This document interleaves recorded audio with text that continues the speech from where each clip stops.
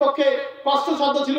কোরআন যদি বলতো যে কারুনের চাবির ঠকাগুলি একদল বহন করতে পারতো, তাহলে তাফসীরটা কিন্তু 12,000 দিয়ে সমাপ্ত হয়ে যেত। কোরআন বলছে কষ্টসাধ্য ছিল, তাহলে কারুনের চাবির ঠকাগুলি বহন করার জন্য সেই সময় হতে পারে 1 লক্ষ সৈন্য, হতে পারে 2 লক্ষ, হতে পারে 10 লক্ষ, হতে পারে 20 লক্ষ, হতে পারে অগণন এইরকম সৈন্য ছিল শুধু কারুনের চাবির ঠকাগুলি বহন করার জন্য। তাহলে তার সম্পদ কতগুলি ছিল? না, বোঝাইতে পারলাম না। তাহলে তার সম্পদ কতগুলি ছিল? আপনি কি দিয়ে মাপবেন? কোন যন্ত্র আবিষ্কার হয়েছে আধুনিক বিজ্ঞান যুগে? কোন জিনিস আবিষ্কার হয়েছে যে কারুনের সম্পদগুলি আপনি মাপবেন? এইরকম আল্লাহ পাক যখন কারুনকে সম্পদগুলি দিলেন, আচ্ছা ভাই কথাগুলি বোঝা যাচ্ছে?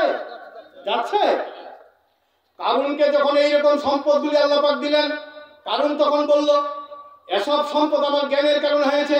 পবিত্র কোরআন সূরা কাসাসের 78 নম্বর আয়াতে বলা হয়েছে, কারুন তখন বলল যে এসব সম্পদ আমার জ্ঞানের কারণে হয়েছে।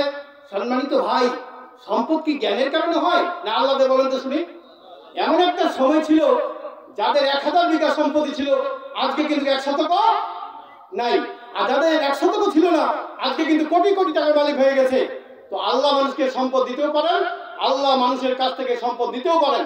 উর্দুতে একটি কথা আছে, बारे सिर्फ खुदा के लिए है, अल्लाह ताला एक है, वही बंदगी के लायक है, दूसरी से इबादत करने नहीं, वही सबसे मांगता है, वही सबसे दिलाता है, वही सबसे अव्वल है, वही सबसे आखिर है, वही सबसे क़यामत पर विचार करेगा।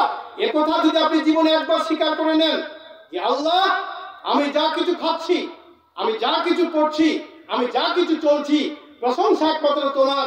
কোরআনিক গবেষণা বলছে আপনি তো ভালো থাকবেন, আপনার সন্তানেরও ভালো থাকবে এবং আল্লাহ আপনাকে সুউচ্চ জান্নাত দিবেন। একটি বাক্য যদি আপনি জীবনে আপনি মেনে নিতে পারেন, আল্লাহ লবণ ভাত খাচ্ছি আলহামদুলিল্লাহ, গোস্ত ভাত খাচ্ছি আলহামদুলিল্লাহ, মাছ দিয়ে খাচ্ছি আলহামদুলিল্লাহ, পোলাও খাচ্ছি আলহামদুলিল্লাহ, বিরিয়ানি খাচ্ছি আলহামদুলিল্লাহ, প্রশংসা একমাত্র তোমার। এই আলহামদুলিল্লাহ শব্দটা জীবনে যদি আপনি মেনে নিতে পারেন, তাহলে আল্লাহ আপনাকে সর্বোচ্চ জান্নাতুল ফেরদাউস দিবেন। একটু সুবহানাল্লাহ বলবেন না? আলহামদুলিল্লাহ শব্দটা যদি আপনি মেনে নেন, সম্মানিত মা,